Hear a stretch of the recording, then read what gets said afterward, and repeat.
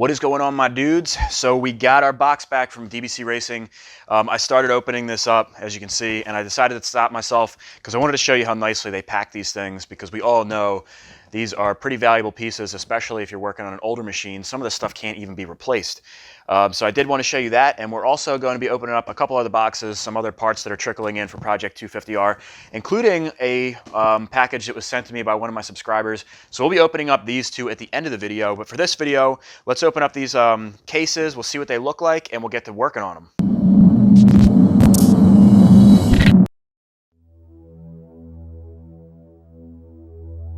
Alright, so if you guys didn't know, we sent the cases out to DBC Racing to get them vapor blasted. Alright, so you can see Blake put some cardboard and stuff on here. It's packaged really nicely. Case halves can be fragile. Look at that. Some DBC bling. Looks like we got a little bottle opener in there and a breather for our gas cap. DBC stickers. We all know if it comes with stickers, it's good stuff. Damn. So this is the first time I'm seeing this stuff too, guys. Ooh. I don't want to get any fingerprints on it. Wow. So this is our OEM cover. We're not going to be using this on this build. I may be offering this for sale. Hang on, I got to put gloves on. I don't know why I'm like paranoid about putting fingerprints on these right now. I guess I'm just not used to dealing with parts that are this clean. But I do want to get some pictures and stuff, and the last thing I want is to have fingerprints and whatnot. You guys can see the inside is all clean too. Excellent job by DBC Racing. Top notch. So here is our aftermarket clutch cover. This is the one that we are going to be using. And I do believe this is an OEM that's converted. I think that's how they do these. You can see this one looks just as good. And here is our stator cover. I'm not sure if we're going to be rocking this or not. We might be having a custom one made by Nelson Precision. But in the case that we have to wait for it, we'll just use this one in the meantime. Basically looks brand new except for a little bit of scuffing there that was on the case before we sent it out. Still looks amazing though. OEM water pump cover. Not using this either. Just to show you guys. Now there were a couple bearings that I had Blake remove for me, and he included them just in case I want to reuse them. Looks like the water pump bearing and the clutch actuation bearing. Our rear caliper stay.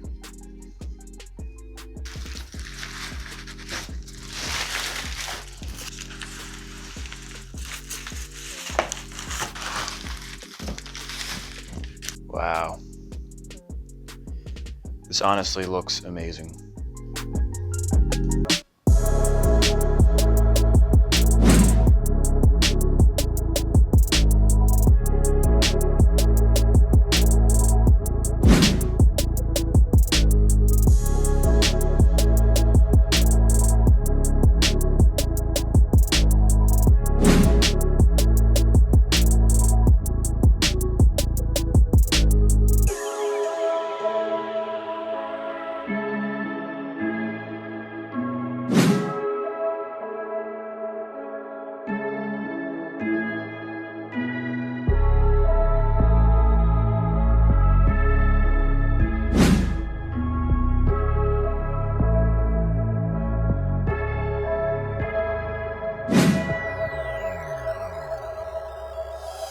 Well, I'm absolutely stoked with the way these came out.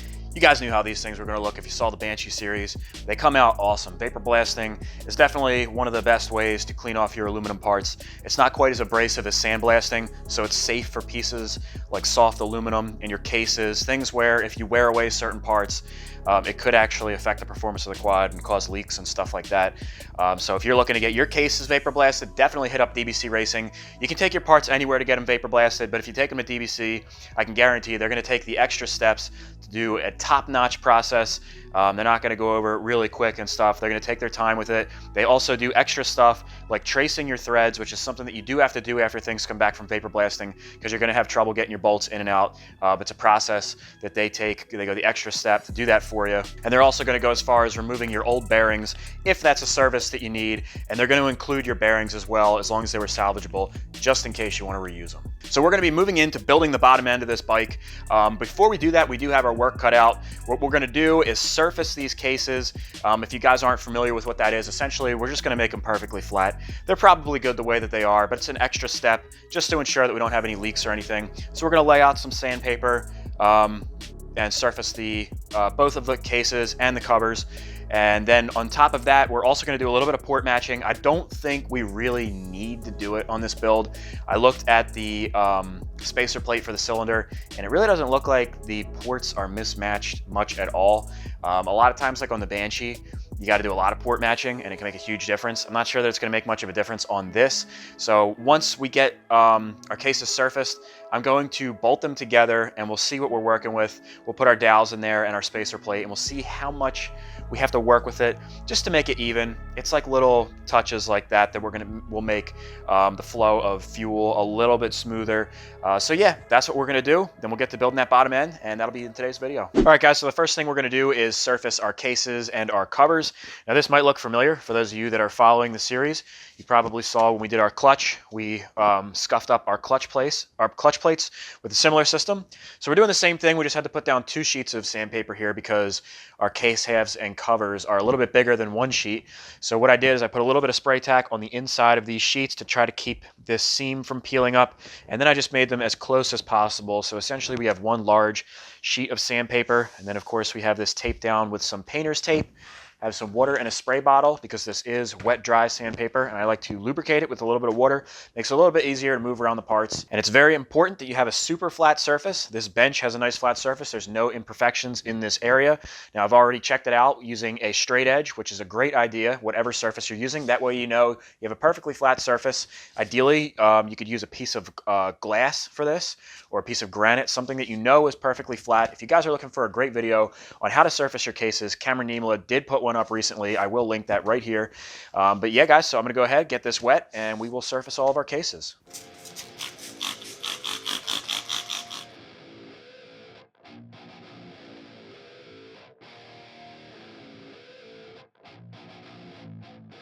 Now, as I'm doing this, I'm applying very little pressure, if any. You kind of want to let the cases do the work for you, and I'm using 320 grit wet dry sandpaper. It's also important to make sure if you are applying pressure that you're going evenly so that you don't taper the cases one way or the other. So these pieces are coming out nice. You don't have to go crazy with these. This is aluminum, so the metal will sand away pretty quickly. Of course, we're using 320 grit, which would take a really long time. They don't have to be absolutely perfect, but this is going to be fine just the way it is. Now you'll see I've moved my sandpaper to the edge of this bench right here. So on cases like right here, you can see where our clutch actuator goes. It's sticking up, so we wouldn't be able to lay this flat on the bench and surface this case the way that we had things. So you can either use a block, like a flat piece of steel or something, and do it on the top, or what I like to do is bring it to the edge like this. I threw a little spray tack on the edge here so that the sandpaper doesn't curl up, and that way you can put any portions like this over the edge of the bench, and we'll be able to surface the case that way. And you'll see I have 2 different color sandpapers here. That's because I ran out of the black sandpaper, so we're going to have to use some of the traditional not wet dry, but we'll be able to get the job done for today.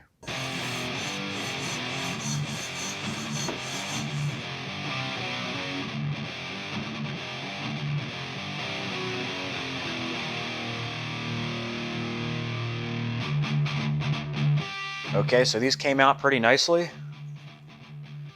So what we're going to do now is take our case halves and put them together, and we're going to work on port matching up here for our cylinder. All right, so we're going to put our case halves together here. So the first thing I'm going to do, we're going to put our dowels in place so that we make sure everything's lined up right.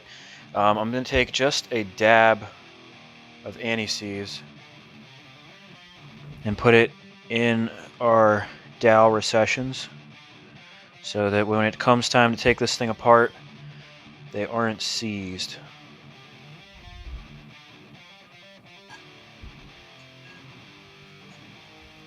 And these should just fall into place.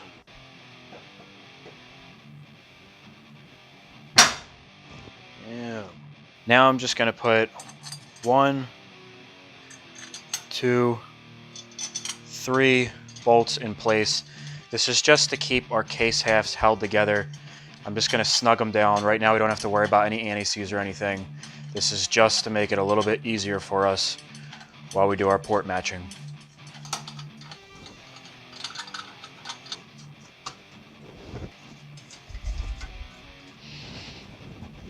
Well, the cases look really cool while they're together. And we are going to surface the area that the cylinder goes onto as well, but we're going to do that after we do our port matching. All right, now port matching is essentially matching up all of the ports with the ports on the cases, and it makes for better flow of fuel and exhaust. But after putting the spacer plate on here and just looking at how everything's lined up, I'm kind of reconsidering doing this because everything is so close. I don't even think port matching is required on these. So what I'm going to do is throw the dowels in, and we'll throw on our spacer plate and just see how close everything is. I don't really think it needs anything though. All right, so the spacer plate is on there and it's lined up because we have those dowels in there. And you can see, I don't see any overhang or underhang. I don't think it would make any sense to go port matching this. It basically is port matched. Now this could be just slightly port matched. I don't know if you guys can see this tiny little lip here on both sides. So that could be port matched. This I'm not concerned with. The cylinder sits in here, the skirt. In here is really where you want good flow. So I might just take a little tiny bit out of there, and that'll be it. So a lot of people use a gasket when they do this because you don't typically have a spacer plate like this, but this makes it really convenient. So I'm just going to take a blue Sharpie and we will draw on the little overhang areas, and that will show us exactly where to shave off.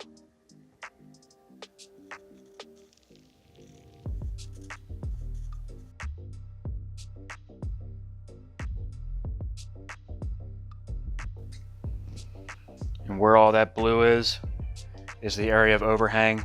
So you can see it's just a very thin, like 1 millimeter area. So we'll just go in there and clean that up. All right, now I've got this little aluminum burr tool here and a Dremel, and we will use this to take off our tiny little spot here. I'm going to be careful not to grind away too much back here because these little lumps are what's backing where these 2 bolts go. So I'll probably just avoid those areas.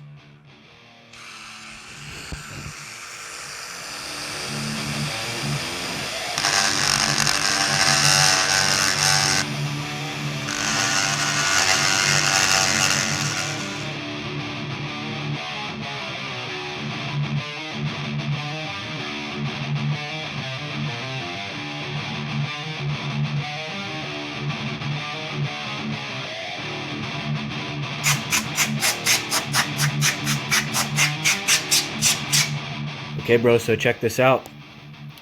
With that plate on there, you see that smooth transition? Now you don't have that lip. And what I think I'm going to do too is there's a little bit of a hang on the plate. I don't know if you can see that. So I'm going to trim the plate just right here. See this side? This side's not done yet. All that blue area, this side, it's all cleaned up. Nice smooth transition.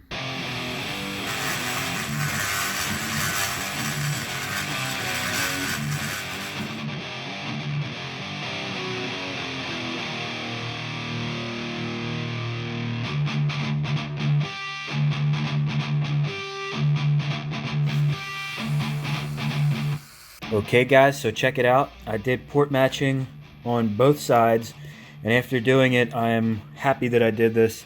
I think it needed a little bit more work than I anticipated. So this little lip in here, that's completely gone. You can see the nice smooth transition all the way around, and if you put your finger on it, you can feel it's a smooth transition. You can feel a lip all the way around before. You can see over here, everything matches up really nice all the way around. And I even did it on the cylinder. So on the cylinder, both of these ports here had a lip coming up. So that's all, it's nice and smooth now. Both sides. And this port here actually had to be opened up a little bit. It didn't match the other side quite perfectly. So I cleaned that up. And all the way around, I know it's probably kind of hard to see in there, guys. This is a nice, smooth transition. That sharp edge that was on there before, all gone all the way around. So we should have nice and easy fuel and exhaust flow. Now all that's left to do is surface the top of these cases where the cylinder meets it, and that's easy enough to do. But since we have these obstructions here, we can't do it the way that we were doing it before. That's no problem. We've got this steel block right here. You can see the steel in there. It's a heavy steel block. It's about a 1/2 inch thick. We've got our 320 grit sandpaper taped in place, and what we're going to do is just very gently go back and forth and flatten out our surfaces.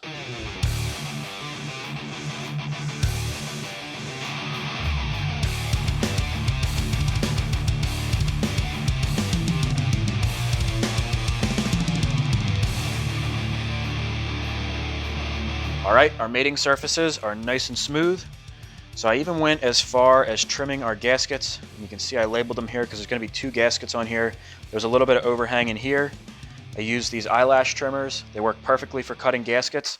Now we have a nice and smooth transition, no obstructions. I'll show you with the base plate on there. You can see everything is really nice.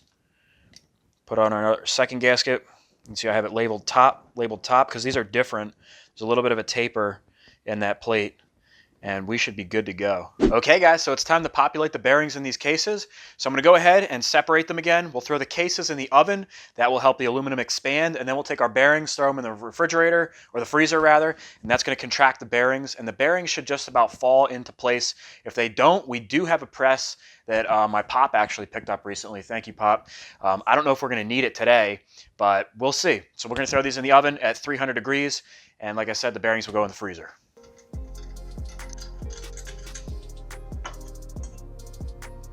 And before I start opening up these bearings and everything, I wanted to show you guys I'm using all Honda OEM parts. These are all the parts needed to rebuild the bottom end, even using OEM Honda gaskets. So not exactly the most cost effective, but it's going to be really good quality. I'm not going to have to worry about anything. I'm going to be using Yamabond 6B most likely. Got Yamabond 4 on hand. I believe Honda Bond is the same stuff. I think they're both made by 3Bond. I think it's 3Bond 1215 is the part number. Yamabond's just a little bit cheaper. It's cheaper than Honda Bond too, and I already had it on hand from doing the Banshee. Stuff works great. And before I even put these bearings in the freezer, I've already got all my utensils out. I have my sockets that are the appropriate sizes to tap all the bearings in place. And this right here is perfect, this roller. That's going to be perfect for tapping in the crank bearings. So that way we're not rushing around and everything, because when these cases are cooling off and these bearings are warming up, they're slowly expanding and contracting. So there's an opportune time when they're at the right temperature, and you want to kind of seize that.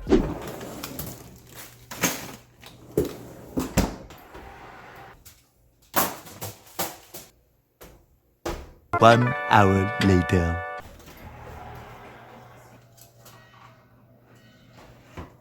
All right, let's see if we get as lucky as we did with the Raptor. Ah, bastard. Boom, no problem. Now real quick, these bearings go with the yellow facing down, or whichever side has the guard.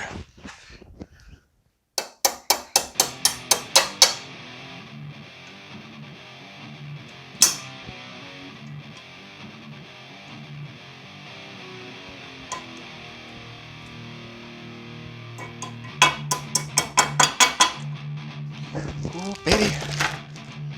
Time is of the essence.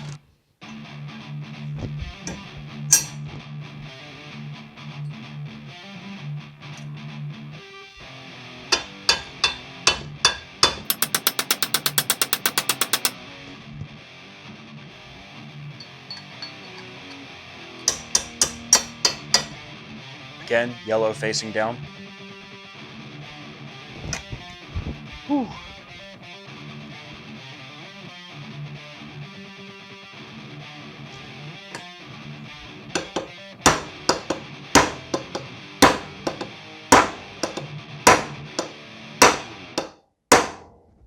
All right, so those bearings went in fairly easy. Just a little bit of tapping for some of them. The other ones just fell right in place. So what we're going to do now is put these little retaining plates in. There's 2 bearings, one on each side, that require these. So we will put the plates in place. And we're going to put just a dot of blue Loctite on here. This should be good. Blue Loctite is good for up to 300 degrees. And since these are Phillips head, I'm just going to snug these.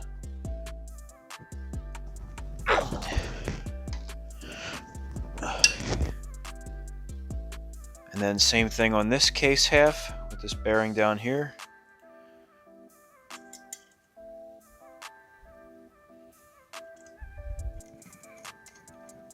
And the manual states 6 to 9 foot-pounds on these.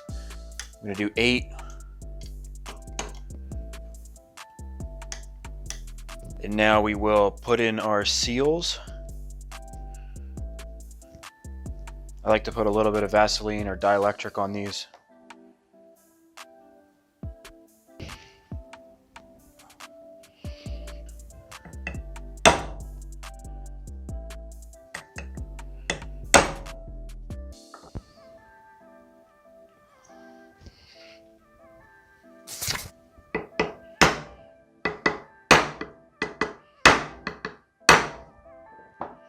Now right here I'm using a pair of calipers to measure the depth of this seal. It's supposed to be 6 millimeters down from the edge of the lip.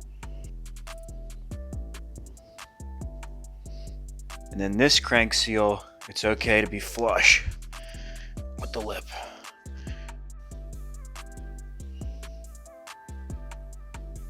And the last thing we will do is put our lower studs in for our cylinder. You can see these studs have a rounded top and a concave top. So we're going to put the rounded top facing outwards. We'll use the old double nut technique.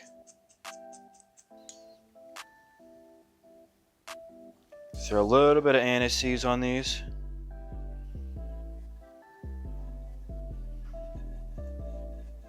I'm not going to go crazy with these. I'm just going to snug them up.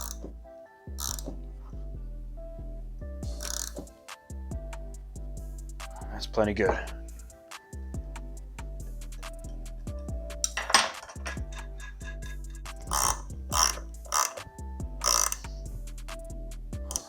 All right, guys, so our case halves are ready to go, man. We got our studs in there. We got them port matched.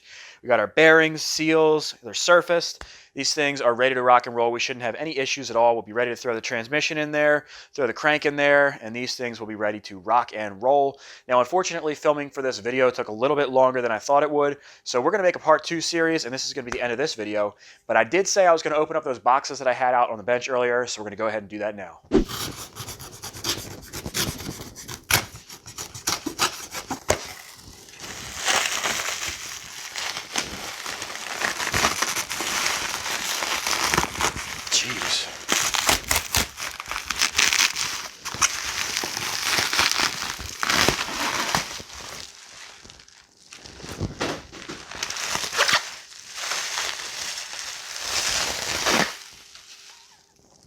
I've never seen something preserved so well. I know what's in here. I don't know if you guys can see it. It almost looks like it's encapsulated in ice. It's like right there in the center. This is by far the best packaging I've ever seen. Like, you could literally run this over with a truck and it would probably still be fine. Sasquatch could get a hold of this thing and it would still be fine. You could throw this thing in a blender and it would still be fine. All right, enough of that.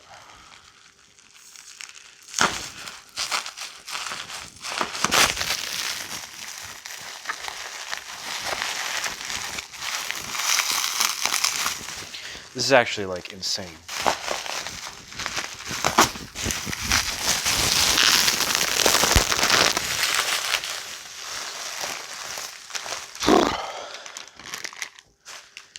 It's an anti-fade. Dude, even the plastic packaging on this thing has heavy-duty staples in it. This is unbelievable, dude. This is hurricane-proof, man. Tornado-proof. All right, hopefully this package will be a little bit easier to open. Hey! A CT silencer. So a subscriber actually gave me this silencer, and I just want to stop for a second and say I have the best subscribers in the world. You guys seriously rock. I can't tell you how many times you guys have given me information and helped me out. Even when I bought that Maverick just the other day, that's a great example. I posted that thing up saying that the transmission was shuddering and everything, and literally immediately several subscribers reached out to me telling me, don't tear the motor apart, it's not the motor, it's definitely the CVT, needs a new belt, all kinds of stuff like that. But just the fact that you guys are reaching out and you guys want to help out and stuff. And I have one subscriber, he wants me to call him, he wants to do a video call and show him the problems on the Can-Am and everything, and he doesn't want anything in return. It's just really nice to have a community like that, and I'm really proud that we have the community that we do have. So I just want to say thank you guys. So the story with this silencer is, one of my subscribers bought this. He was going to run it with a TRX5 pipe from ESR, and he decided to run the CT pipe. So he ordered the CT pipe, but that comes with another silencer. So he had two silencers, and that's how I ended up with it. Really thankful for this because I love doing side-by-side comparisons. So while we don't have the expansion chamber for the CT, we could pop this on the TRX5 and see if it sounds different. I'm sure it will because it has the little turn down. It's a little bit shorter. I have a feeling this one's going to be a little bit louder than the TRX pipe from ESR. So I'll give you guys a close-up of this thing. This is actually, I really like the look of the CT. I'm very, very much for old school, simple designs, and that's exactly what this is. It's just a basic canister, riveted ends, and I like the little 45-degree turn down at the end. I just think that's a really classic two-stroke look. So I got to say I'm a sucker for it. I really do like these pipes. Now, in comparison with the ESR pipe, no doubt the ESR is a heavier duty and I think a more well-built exhaust. Right off the bat, you can feel it is heavier. It's got a billet end, and it's also got this billet pipe clamp and hanger. And something else to note is it has rubber O-rings to seal the exhaust where it meets the expansion chamber, whereas the CT is just a regular old pipe. So just a couple things to note. They're both pretty much around the same price point. You can get the full system from CT. I think it's around $400, and it's pretty much the same from ESR. And I'll show you guys this Fireball Racing anti-fade. I didn't even know Fireball made an anti-fade, let alone for the 250R. This looks like it's super top-notch quality. I like that they have a different color back here. Like if you go with an LSR or an RPM, it's all silver. I think it looks pretty trick with the black axle nut. And it's going to go with Project 250R really well. And something else, they give you this tightening tool. This could double up as a chain adjuster for the 250R or 400EX. That's for this, to put this in here and tighten it up. But that's a really nice piece. All right, guys, well, it's 1:30 in the morning and I am tired as hell. So I'm going to wrap this video up. Please give me a thumbs up if you enjoyed this content. Let me know what you think of these two case halves and the vapor blasting and everything. Definitely check out DBC Racing if you want to get your cases vapor blasted as well. And also let me know if you would take the CT silencer or the ESR silencer for your build. All right, guys, I love you all. Peace out. Stay safe, stay clean, don't get corona. I'll see you in the next video.